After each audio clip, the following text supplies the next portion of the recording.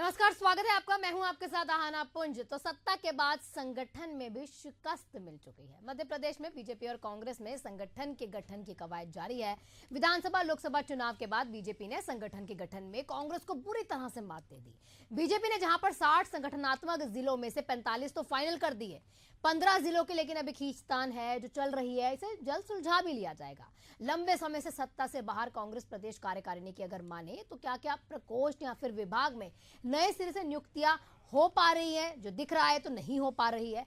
लेकिन बीजेपी जिला अध्यक्षों की सूची लगभग फाइनल हो चुकी है और इसी के तहत 4 साल से ज्यादा का समय वाले जो नए जिला अध्यक्ष हैं इनको रिपीट किया जाए ऐसा नहीं होगा। 4 से 5 ऐसी सीटें होंगी जिस पर महिलाओं को सीट दी जाएगी, उन्हें यानी कि जिला अध्यक्ष बनाया जाएगा। अब इनमें शहरी जिलों की कमान भी महिलाओं के हाथ में दी जाती है, ये देखना होगा। संगठन ही उसकी नींव होता है, ये भी देखना होगा किसी भी पार्टी की, क्योंकि संगठन देखा जाए जितना ताकतवर होता है उतनी पार्टी ताकतवर जरूर होती है। लेकिन कैसे कांग्रेस इसमें शिकस्त हमेशा हासिल करती है वो जरूरी है, क्योंकि जीतू पटवारी के प्रदेश अध्यक्ष बनने के 10 महीने बाद भी कार्यकारिणी बन पाई। जीतू पटवारी ने पहली कार्यकारिणी घोषित की तो कांग्रेस की गुटबाजी सतह पर दिखाई देने लगी। मजबूर होकर पटवारी को दोबारा से कार्यकारिणी जो है कह सकते हैं बनानी पड़ी। लेकिन एक दूसरे के ओर वार पलटवार हो रहा है, उससे पहले सुनते हैं क्या कुछ नेतागण कहते हैं। देखिए, ये भारतीय जनता पार्टी की सरकार है। यहाँ जो भी निर्णय होते हैं वो सामूहिकता के साथ लिए जाते हैं, विचार विमर्श करके लिए जाते हैं, रीति नीति के तहत लिए जाते हैं। और जैसे ही ये निर्णय लिया जाएगा आप सबके समक्ष वो सूची होगी। बस एक ही चीज तय होती है भारतीय जनता पार्टी में कि यहाँ जो भी व्यक्तियों के नाम सामने आएंगे वो समृद्ध होंगे, सशक्त होंगे, सेवा भाव से भरपूर होंगे और जनता के विकास के लिए तत्पर होंगे। देखिए, कांग्रेस पार्टी विपक्ष की भूमिका निभा रही है और कांग्रेस पार्टी में हमें एक युवा ऊर्जावान प्रदेश अध्यक्ष मिले जीतू पटवारी जी, हमारे विपक्ष के नेता मिले उमंग सिंघार जी, और आप चाहे विधानसभा में देखें हमारे नेता विपक्ष उमंग सिंघार जी ने जनता की आवाज को उठाया और जीतू पटवारी जी के नेतृत्व में हमने उपचुनाव में भी जबरदस्त प्रदर्शन किया। एक उपचुनाव हम जीते और एक उपचुनाव में हमें जनता ने जबरदस्त समर्थन दिया। तो चर्चा को चलिए आगे बढ़ाते हैं। हमारे साथ गुंजन चौक से बीजेपी प्रवक्ता जुड़ चुके हैं, इसी के साथ केदार सिरोही कांग्रेस प्रवक्ता और राकेश शर्मा हमारे ब्यूरो चीफ हैं भोपाल से हमारे साथ जुड़े हुए हैं। सबसे पहला सवाल मेरा चूंकि बीजेपी से रहेगा, गुंजन जी, महिला होने के नाते हमेशा ये मन में आता है कि 33% आरक्षण हमें मिल रहा है हर जगह पर, तो क्या यहाँ पर भी देखने को मिलेगा आरक्षण? देखिए, भारतीय जनता पार्टी की सरकार है, इसके लिए महिलाओं को सम्मान ही है भारतीय जनता पार्टी का अभिमान। ये मूल मंत्र लेके चलने वाली सरकार है। और अगर महिलाओं को किस तरह आगे बढ़ाना है, समानता का अधिकार देना है, सशक्त बनाना है, समृद्ध बनाना है, स्वावलंबी बनाना है, इसके लिए जो भी निर्णय लेने चाहिए थे वो ये सरकार ले रही है। चाहे 35% आरक्षण की आप बात कर लें, चुनावों में मैं शुरुआत करना चाहती हूँ पंचायती चुनाव से, वहाँ 50% का आरक्षण महिलाओं के लिए देने वाली सरकार भारतीय जनता पार्टी की सरकार थी। पंचायती चुनाव में जो आज निरंतर जारी है और महिलाओं को एक अधिकार दिया गया है राजनीति के क्षेत्र में। शिक्षा के क्षेत्र में बात कर लूं, 50% का आरक्षण दिया गया है। अगर मैं आपको और किसी भी क्षेत्र में बात कर लें, जिस तरह आप महिलाओं को जो आरक्षण देने का काम कर रही है, पुलिस के भर्ती में, शिक्षा की भर्ती में, ठीक है, बीजेपी इसमें सबसे आप ये कह रही हैं कि हर जगह पर महिलाओं का सम्मान बीजेपी करती है। लेकिन गुंजन जी, मेरा सवाल है कि 60 सीटें 33% अगर हिसाब लगा ले 19-20 सीटें बैठती होंगी तो वो आरक्षण देखा जाएगा या 4-5 में ही सिमट जाएंगी महिलाएं? देखिए, ये सामूहिकता से निर्णय लेने की रणनीति जो है ये भारतीय जनता पार्टी की सरकार की है। ये कांग्रेस नहीं है जहाँ पे बस एक किसी ने बोला और वो काम हुआ। यहाँ पे सामूहिकता से निर्णय लिया जाएगा और महिलाओं को जिस तरह आगे बढ़ा रहे हैं, मंडल अध्यक्ष में अभी आपने देखा जिस तरह महिलाओं को शामिल किया गया है, हर जगह एक मंडल अध्यक्ष के लिए महिलाओं को जिस तरह निर्धारित किए गए उनके नाम, ये दिखाता है कि महिलाओं को अब आगे बढ़ाने के लिए, महिलाओं को देश की राजनीति में लाने के लिए, महिलाओं को इक्वल राइट्स देने की जो बात कर रहे हैं वो भारतीय जनता पार्टी की सरकार कर रही है। मैं याद दिला दूं, ये भारतीय जनता पार्टी की सरकार है जिसने देश के सर्वोच्च पद पर एक महिला को प्रेसिडेंट के तौर पर अगर नाम जिसने दिया था द्रौपदी मुर्मू जी का, ये भारतीय जनता पार्टी की सरकार है। यहाँ महिलाओं को हमेशा समानता के अधिकार की बात करते हैं, बल्कि ऊपर उठ के बात करते हैं। आदिवासी पहली महिला, आदिवासी पहली महिला अगर कोई प्रेसिडेंट बनी है वो द्रौपदी मुर्मू जी बनी है। ये अगर किसी आदिवासी समाज को अधिकार दिलाने का भी काम किया है वो भारतीय जनता पार्टी की सरकार ने किया है। महिलाओं का आपने विधानसभा में भी जिस तरह देखा, लोकसभा चुनाव में आपने जिस तरह देखा, महिलाओं को जितने टिकट दिए गए, ये उसको साबित किया गया। जुमलेबाजी का काम कांग्रेस ने किया है। कहते हैं महिलाओं के अधिकारों की बात, कांग्रेस की प्रवक्ता मैं समझ गई आपकी बात। आप कह रहे हैं कि भाई महिलाओं को हम लोग सम्मान देते हैं क्योंकि प्रतिभा पाटिल जी पहली राष्ट्रपति रही और उसके बाद आदिवासी महिलाओं में देखा जाए तो मुर्मू जी का नाम आया। आपका कहना है कि महिलाओं को हम आगे लेकर आ रहे हैं और हमारी पूरे तरीके से यही काम रहता है कि महिलाओं को सम्मान दे। ठीक है, लेकिन 33% वाली बात अभी भी फिर गोलमोल हो गई है। केदार जी, आपसे सवाल है। संगठन बीजेपी पे बहुत सवाल उठाती है कांग्रेस, लेकिन एक बार भी अपना गिरेबान नहीं झांकती। अगर देखा जाए तो आपका संगठन मजबूत नहीं है। इतने सालों से आप इतनी करारी हार झेलते, एक बारी भी ऐसा नहीं हुआ आप सत्ता में आ पाए हो। संगठन में हमेशा कुछ ना कुछ कलह देखने को मिलता है। 2 बार कार्यकारिणी जीतू जी को बनवानी पड़ गई। देखिए, इसको थोड़ा सा मैं विस्तृत में बताना चाहता हूँ। कांग्रेस एक बहुत मजबूत संगठन रहा, इसीलिए लंबे समय तक सत्ता में रहा है। देश की आजादी भी हमारे संगठन के द्वारा ही मिली है, बाकी के संगठनों से नहीं। वो तो अंग्रेजों के मुखबिर हुआ करते थे। हमारे जब आजादी की लड़ाई हम लोगों ने लड़ी, जी आजादी मध्य प्रदेश पे आते हैं, एक बार प्रेजेंट पे चलते हैं। वो 70 साल बहुत पुराना हो जाएगा, बहुत टाइम लग जाएगा इसमें। देखिए, वही मैं बता रहा हूँ 2 सेकंड में ही कि लंबा समय तक हम लोग सत्ता में रहे। इस बीच में जो ये दौर है, ये हमारा संगठन का कमजोर दौर रहा था, परंतु अब वापस संगठन पे काम शुरू हो गया है, रिस्पॉन्सिबिलिटी दी जा रही है। देखिए, दोनों पार्टियों का अलग अलग कल्चर है। देखिए, वो जो पार्टी है भारतीय जनता पार्टी, उसका कल्चर अलग है, उनका अपना थॉट प्रोसेस है, उनके कंट्रोलिंग एजेंसीज अलग अलग है। भाई उनके आरएसएस कंट्रोल करता है, फिर भारतीय जनता पार्टी करती है, फिर संगठन करते हैं उनके आरएसएस के जो जिला मंत्री और वो अलग तरह के लोग होते हैं, उनका एक अलग पैटर्न। ठीक है, उनका अपने हिसाब से रहता है, भाई उनको अपनी पार्टी। हमारी पार्टी एक मास बेस्ड पार्टी है, हमारी पार्टी एक डेमोक्रेटिक सिस्टम से चलती है। तो वो उस स्तर से अभी हम लोग वापस अपने सारे संगठनों को मजबूत कर रहे हैं। और अभी हमारे जो सारे सेकेंडरी संगठन है वो सब बढ़िया तरीके से अपने अपने स्तर पर काम कर रहे हैं। छात्रों का संगठन हो, यूथ का हो, फार्मर का हो, महिला का हो, जो तो अगर आपको लगता है कि आप जिस तरह से काम कर रहे हैं उसमें इतनी कमजोरी आप देख ही रहे हैं, शिकस्त पा ही रहे हैं, तो जिस तरह से भी बीजेपी काम कर रहा हो, चाहे वो दिल्ली से लेटर आ रहे हो, चाहे दिल्ली से नाम फाइनल आ रहे हो, तो आप लोगों को इतनी दिक्कत क्यों रहती है? क्योंकि आप जो भी प्लानिंग आप कर रहे हो उसमें तो शिकस्त लग रही है आपके हाथ।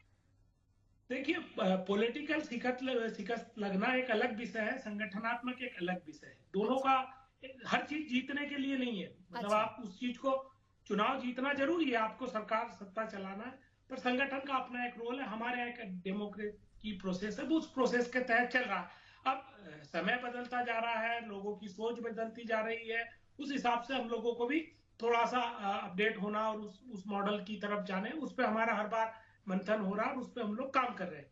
अभी प्रॉब्लम देखिए कहाँ आ रही है, इसको थोड़ा सा हम लोगों को गहराई से सोचना पड़ेगा। पहले हमारे यहाँ लोगों की सोच जो थी वो पॉलिटिकल थी। पॉलिटिकल मीन दैट कि हम सब लोग मुद्दों पर बात करते थे। अभी आज की तारीख में हमारे यहाँ मुद्दे है ही कहाँ? थोड़ा हमारे यहाँ समझना चाहेंगे, आपकी पार्टी में या प्रदेश में? हमारे यहाँ मतलब पूरे देश में ही कह लीजिए बहन, आपकी टीवी चैनल पे भी देख लीजिए। मैं अगर हिंदू मुसलमान पे नहीं आऊँ तो वो डिबेट ही नहीं है। नहीं सर, हमारी डिबेट देखिए ना, हम हिंदू मुसलमान के बिना कर रहे हैं, आपको बिना हिंदू मुसलमान करे हुए डिबेट पे बुलाया सर। नहीं, मैं बता रहा हूँ आपको, आज की साइकोलॉजी उसी पे चल गई। बेरोजगारी पे कोई बात नहीं हो रही है, महंगाई पे कोई बात नहीं हो रही, फार्मर सुसाइड पे बात नहीं हो रही है, महिलाओं के सम्मान की बात करते हैं। सर पहला सवाल ही मैंने गुंजन जी से महिला सम्मान पे किया है। उनको सवाल ही आपने देखा, मैंने पहले यही बोला 33% आरक्षण की बात करते हैं, इसमें 4 या 5 सीटें दे रहे हैं, महिलाओं के सम्मान की बात रखी है? नहीं बहन, इसमें देखिए आज जो अपराध हो रहा है, देखिए बहुत हमको पॉलिटिकली उसमें बहुत ज्यादा अवेयरनेस की काम करनी। जैसे सरपंच महिला बन रही है, आप ही की रिपोर्ट्स पे देख लीजिए, सरपंच के जो पति होते हैं वो डिसीजन ले रहे हैं। तो हम लोगों को रिस्पॉन्सिबिलिटी देने के साथ साथ में उनको पावरफुल करना पड़ेगा। उनकी जो क्षमताएं हैं उनको और बढ़ाना पड़ेगा। क्षमताएं हैं मतलब उनको थोड़ा सा स्ट्रीम करना पड़ेगा, उन लोगों को ज्यादा से ज्यादा जागरूक करने का, उनको ताकत देने का काम करना पड़ेगा। नहीं तो महिला सरपंच बन जाती है पर स्थिति गांव में क्या होती है, उनके पति चलाते हैं। तो ऐसा भी रिस्पॉन्सिबिलिटी अब नहीं देना चाहिए। आज हम पूरा वर्ल्ड जो आज 21वीं सदी की तरफ जा रहा है, आप बैठ के इतना अच्छा तरीके से बात पूछ रही है, बातें रख रही है, तो हमारे गांव की हमारी सरपंच भी रख सकती है, उसमें भी क्षमता है। तो उनकी क्षमताओं को पूरा उनको अधिकार देने की बात है। इन तमाम चीजों पे आज हम लोगों को बड़ा मंथन और बात करने की जरूरत है। जितना ज्यादा देखिए 50% आबादी है हमारी, अगर 50% आबादी वो डिसीजन मेकिंग में ना आए। सर तो मेरा सवाल ultimately जो महिलाओं समाज का- पे नहीं था, मेरा सवाल आपसे था कि आपके अंदर खाने इतनी कलह होती है, हाईकमान से अगर कोई निर्णय आ जाए फिर भी कलह देखने को मिलती है, आपके पार्टी में अंदरूनी इतनी ज्यादा लड़ाई रहती है, तो आप लोग कैसे, बीजेपी जो भी निर्णय लेती है, चाहे मुख्यमंत्री वाला आप लोग कहते हैं पर्ची वाला निर्णय हो, वो चुपचाप मान लेते हैं, तो आप उन लोगों पे ये सवाल कैसे उठा पाते हैं? देखिए दोनों का कल्चर अलग अलग है। वो कंट्रोल्ड बाय है, उनके यहाँ लीडरशिप नहीं है, उनके यहाँ एक संस्था है वो कंट्रोल करती है। हमारे यहाँ डेमोक्रेसी है। देखिए डेमोक्रेसी में तो बातचीत रखेंगे ना, लड़ेंगे ना, आपने ए कहा मैं बी कहूंगा, उस पर चर्चा होनी चाहिए। यही तो डेमोक्रेसी है भाई। हमारा अपना एक संविधान है, हमारी एक अपनी सोच है, और उस सोच में ये खुलापन रखा हुआ है। आज से नहीं, जिस दिन से कांग्रेस का गठन हुआ है हम तो जोरदार तरीके से लड़ते हैं। लड़ने का मतलब ये है कि जो भी चीज आए वो बेस्ट सामने आए, सबको आजादी है। यहाँ मतलब ये थोड़ी गुलामों की भर्ती थोड़ी करनी है, हम लोगों को लीडर पैदा करने हैं जो समाज को आगे ले जाने का काम करेंगे। अगर वो अपनी पार्टी में ही पक्ष ना रख पाए तो वो क्या पक्ष रखेंगे? तो इस चीज को आप लड़ाई कह सकती है, आपका आउटलुक है। हमारा ये मानना है कि ये डेमोक्रेसी की प्रोसेस है, उसमें अपनी अपनी बात मजबूती से रखते हैं। अब भारतीय जनता पार्टी उसको अलग तरीके से दे देती है, कुछ मीडिया हाउस उसको अलग तरीके से दिखा देते हैं। पर इस पे तो मुझे लगता है कि मीडिया हाउस को बधाई देना चाहिए कि इस तरह की चर्चा होती है, आपस में एक दूसरे की बातें रखते हैं। अगर दोनों के मत अलग है तो उन मतों पर खुलकर चर्चा होती है कि किसमें फायदा है, किसमें नुकसान है। ये होना चाहिए। तो गुंजन जी क्या कहना चाहेंगे? वो कह रही है कि आपकी पार्टी में जो है गुलाम है, एक सरदार है आपकी पार्टी में जो सारे फैसले लेता है और नीचे सारे गुलाम है जिन्हें वो सारे फैसले मानने पड़ते हैं, और उनकी पार्टी में डेमोक्रेटिकली सारे फैसले जो है रखे जाते हैं और सबका जो है अब उनका अगर कोई उस पर होता है व्यक्तित्व, माफ कीजिएगा, अगर वो चाहते हैं कि अपना कुछ भी उसे पर्सपेक्टिव दे पाए तो वो दे पाएंगे। देखिए डेमोक्रेसी का मतलब शायद इनके प्रवक्ता जानते नहीं है। डेमोक्रेसी का क्या मतलब ये समझते हैं? ये वही पार्टी की डेमोक्रेसी की बात कर रहे हैं। विधानसभा चुनाव में दिग्विजय सिंह जी के परिवार से 8 लोगों को टिकट मिली थी, ये इस डेमोक्रेसी की बात करते हैं?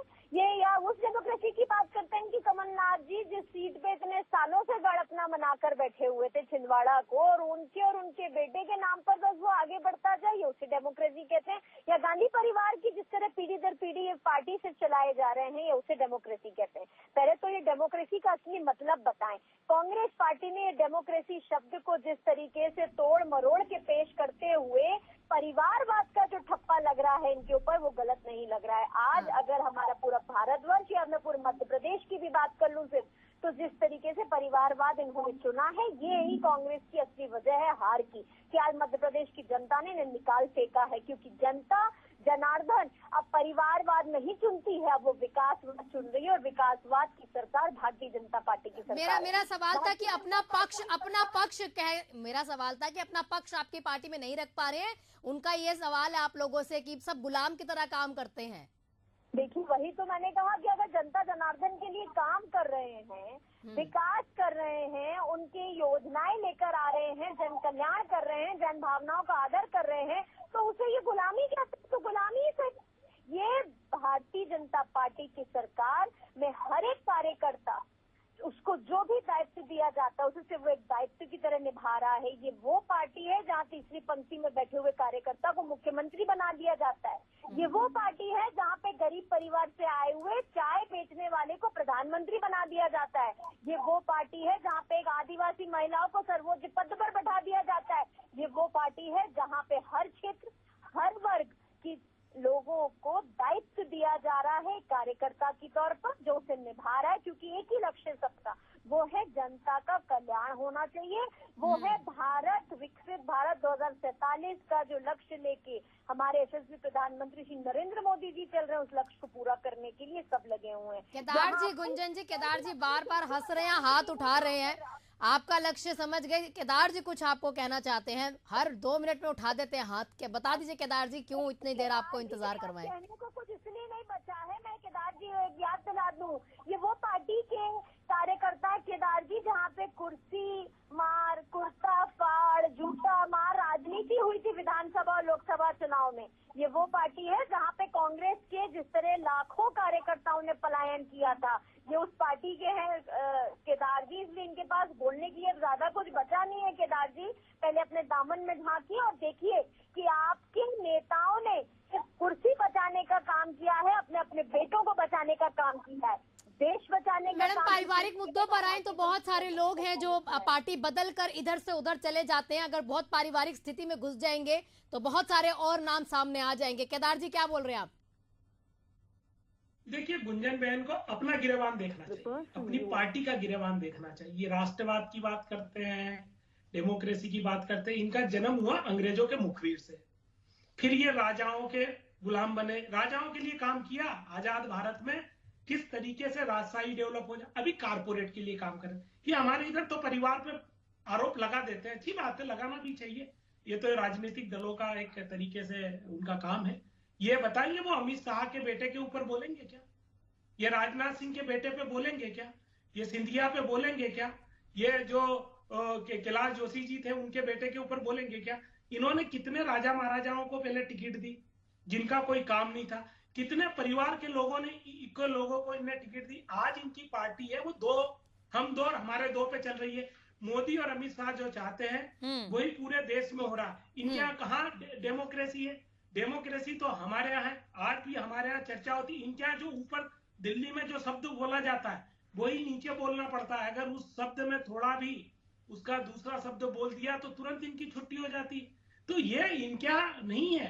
आज ये बड़ी बड़ी बातें करते हैं तो बातें करने से कुछ भी नहीं होगा, उसको दिखाना पड़ेगा। संगठन की मजबूती पर अगर आ जाए तो क्या आपकी पार्टी ऐसा क्या कर रही है कि संगठन मजबूती, उनका संगठन इतना मजबूत रहता है? देख ले, जो मर्जी आप कह लो, गुलाम है, सरदार है, तमाम इल्जाम उनके ऊपर लगा लो। देखा जाए तो अगर उनकी पार्टी में एक हाई कमांड लेवल पर कोई बैठा हुआ है तो उसकी बात मानी जाती है, आपकी पार्टी में नहीं होता है वो चीज। देखिए, वो उनका अपना फार्मूला है, वो उस फार्मूले पर भी सक्सेस है। हमारा अपना फार्मूला था, हम मास बेस पार्टी है, उससे हम लोग लंबे समय तक सक्सेस रहे, आगे भी हम लोग सक्सेस ले लेंगे। हमारा मास बेस का है, उस मास बेस पे हम लोग काम कर रहे हैं। हमारी पार्टी ही मास बेस पार्टी है, हमारे केडर बेस पार्टी नहीं है। आप उनकी पार्टी जो है वो केडर बेस है, कारपोरेट थीम पे चलती है। हम लोग जनता की आवाज पर चलने वाले लोग हैं। तो हमारा जो सिस्टम है पॉलिटिक्स का, हमारी पार्टी की आइडियोलॉजी वो अलग है, वो उसको आप केडर बेस में नहीं मिला सकते और ना हम उस पर जाना चाहते। अच्छा। वो हमारी थॉट प्रोसेस का हिस्सा नहीं है। जो हमारी थॉट प्रोसेस का हिस्सा है, हम उस पर काम कर रहे हैं। आने वाले समय में उसके रिजल्ट आएंगे। अब बीजेपुर जो हम जीते हैं, आज मध्य प्रदेश में हमारी 65 जगह है। पर उनकी भी तो 163 है सर, उस पे अगर चले जाएं तो वो तो बहुत आगे है आपसे। उनकी 164 है बहन। हाँ। और एक बाप पार्टी की है। सब हमने हमारे मॉडल से ही जो जीता है बीजेपुर, हमारे ही मॉडल से हम लोगों ने जो 1.25 लाख की लीड थी उसको 10,000 पे लेके आए शिवराज जी के उसमें।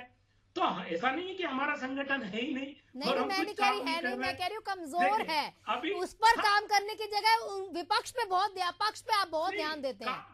काम हो रहा है संगठन पे, तो जितना भी काम करो उतना कम है, जितना भी करो उतना कम है। संगठन पे बहुत ज्यादा काम होने चाहिए, बहुत स्कोप है संगठन का, अनलिमिटेड है, इसकी कोई लिमिट नहीं। जैसे समुद्र है ना, इसी तरीके से संगठन है। जितना आप अंदर जाते जाओगे, जितना काम करते जाओगे, जितने ज्यादा लोगों को जोड़ते जाओगे। लेकिन कम हो रहा है। मुकेश सर हमारे साथ राकेश जी भी जुड़े हुए हैं, उनसे जानना चाहेंगे सर, संगठन की मजबूती या फिर इस तरह की जो चर्चाएं होती हैं कि अगर एक शख्स ने बोल दिया तो अंदर खाने वो जो वाद विवाद होता है वो देखने को मिलता है, और यहाँ खींचतान जो है 2 नामों में रह गई है।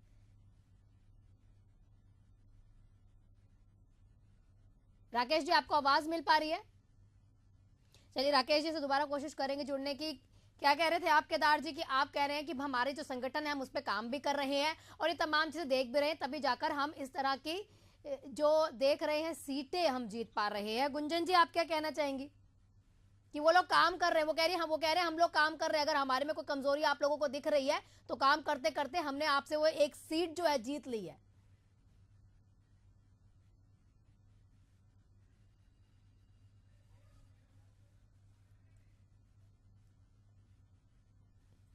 गुंजन जी, आपको आवाज मिल पा रही है? चलिए, राकेश जी जो कि हमारे साथ नहीं थे, अब दोबारा से हमारे साथ चर्चा में आगे जुड़ चुके हैं। राकेश जी, जानना चाहेंगे, बहुत मजबूत करना होता है संगठन को, तभी जाकर कुछ आप बड़े लेवल पे विधानसभा या फिर अगर देखा जाए तो इन लेवल पर जाकर आप चुनाव जीत पाते हैं, और वो चीजें संगठन से ही शुरुआत होती है। जिला अध्यक्षों की नियुक्ति में देखा जाए तो 60 में से 45 का अगर नाम ले, उन्होंने पक्की सीटें कर भी ली हैं। महिलाओं को ज्यादा यहाँ पर मिला कुछ नहीं है, 4-5 सीटें करके साइड कर दिया गया। ये यहाँ पर चर्चा का विषय नहीं रहा। इसी के साथ अगर देख ले, कांग्रेस में अगर देखे तो कांग्रेस अपने आप इतनी कमजोर पार्टी है संगठन में, फिर भी बार बार उनको लगता है कि बीजेपी में ये बदलाव होने चाहिए। देखिए आना जी, राजनीतिक दलों के यदि संगठन यदि मजबूत नहीं होंगे और कमजोर होंगे तो निश्चित रूप से जमीनी धरातल पे उनकी पार्टी जो है एक जो परफॉर्मेंस दे पाती है, चाहे वो लोकसभा चुनावों की बात की जाए, चुनाव के अलावा यदि बात की जाए तो चुनावी सभाओं में भी उनका परफॉर्मेंस किस तरह का होता है ये उनके संगठन से पता चलता है। दरअसल यदि हम बात करें तो कांग्रेस और बीजेपी में दोनों ही संगठनों में अलग अलग विभिन्नताएं हैं। अभी जैसे केदार जी कह रहे थे कि उनका जो संगठन है वो मास बेस है, तो वहीं बीजेपी का जो है कैडर बेस है। दरअसल क्या है कि लंबे समय से कांग्रेस को लेकर हम बात कर रहे हैं तो कांग्रेस सत्ता से बाहर है। कांग्रेस के जो हजार निष्ठावान जो कार्यकर्ता थे जिन्होंने कांग्रेस के लिए काफी लंबे समय तक काम करा, वो चूंकि अभी घर बैठे हुए थे। लेकिन यदि बात की जाए तो कांग्रेस में अभी भी ऐसे कार्यकर्ता हैं जो प्रदेश कांग्रेस कमेटी के जब अध्यक्ष जब पीसीसी चीफ जीतू पटवारी कहीं जिले में जाते हैं तो उनका जो स्वागत है वो भी देखने लायक होता है। कल हम एक कुछ वीडियो देख रहे थे जिसमें उनका अच्छा सा स्वागत हो रहा था।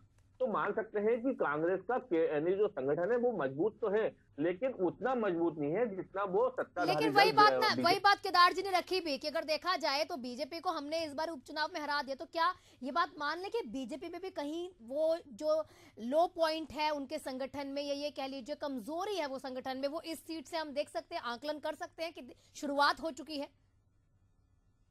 देखिए आना जी, इसमें दो बातें हैं। विजयपुर को लेके बात की जाए तो विजयपुर लगभग 34 साल से कांग्रेस की झोली में थी। हाँ। और दूसरी ओर बात की जाए तो रामनिवास रावत कांग्रेस छोड़ के बीजेपी में आए थे और बीजेपी से चुनाव लड़ रहे थे। ऐसे में जो वहां का जो कार्यकर्ता था, जो आम जनता थी, उसको मालूम था कि रामनिवास रावत यानी कांग्रेस, और उनको वहां की अधिकांश यदि जो जनता थी वो आदिवासी थी और क्या कह सकते हैं कि जो निचले तबके का जो वो है जनमानस था। दरअसल क्या है कि जो वहां पर जिस प्रकार का लूट फॉल जो है बीजेपी संगठन में देखने को मिला, उनका ही मानना था कि यदि यहाँ से रामनिवास रावत यदि एक बार बीजेपी के जो सीट से यदि जीत जाते हैं तो विजयपुर विधानसभा सीट पे विजयपुर विधानसभा सीट में बीजेपी के लिए कोई और दावेदार सामने नहीं आ पाएगा। ऐसे जो लंबे समय तक जो बीजेपी के लिए जिन्होंने काम करा, 34 साल तक रामनिवास रावत से लड़े, क्योंकि रामनिवास रावत लंबे समय तक विधायक रहे कांग्रेस की ओर से। तो ऐसे में जो वहां का कार्यकर्ता था वो घर बैठ गया था, चुपचाप बैठ गया था, क्योंकि उसे मालूम था कि यदि हम एक बार रामनिवास रावत को जिता देंगे तो अगली बार फिर 2028 के चुनाव में भी जो है पार्टी एक बार फिर भेज देगी। तो संगठन वहां पे कमजोर हो गया। लेकिन बीजेपी कांग्रेस का था वो कांग्रेस का एकजुट हो गया, क्योंकि कांग्रेस को मालूम था कि हमारी लड़ाई जो है रामनिवास रावत से है, क्योंकि उनकी लड़ाई बीजेपी से नहीं थी। क्योंकि रामनिवास रावत ने जिस प्रकार से कांग्रेस छोड़ के जो है बीजेपी का दामन थामा था, उससे जो है वहां की नाराजगी देखने को मिली थी और संगठन वहां पर जो है कमजोर और मजबूत होता हुआ दिखाई दिया। कांग्रेस का मजबूत होता हुआ नजर आया, लेकिन बीजेपी का थोड़ा कमजोर रहा, क्योंकि उसको लेकर यदि बात की जाए हो सकती है। तो वहीं पर आप सभी का बहुत बहुत शुक्रिया हमारे साथ जुड़ने के लिए, तमाम चर्चाओं को आगे बढ़ाने के लिए। लेकिन यहाँ फिर से वही सवाल आता है कि क्या संगठन जिस तरह से काम करता है और इनके लिए दिल्ली से वहां पर से कुछ नाम आ जाना, वो नाम इनके ऊपर थोपे जाना और आगे उस पर काम करना, तो क्या ये एक शुरुआत हो सकती है बीजेपी की कमजोरी की शुरुआत हो सकती है? क्योंकि ऐसा ही कुछ देखने को थोड़ा समय पहले कांग्रेस में भी देखने को मिला था। कुछ लेटर वहां से आते थे, लेकिन वहां हाईकमान से लड़ाई होती थी और फिर से कांग्रेस जो है कार्यकारिणी का गठन करती थी। तो ये खींचतान क्या बीजेपी में अभी देखने को मिलेगी? वो शुरुआत हो चुकी है।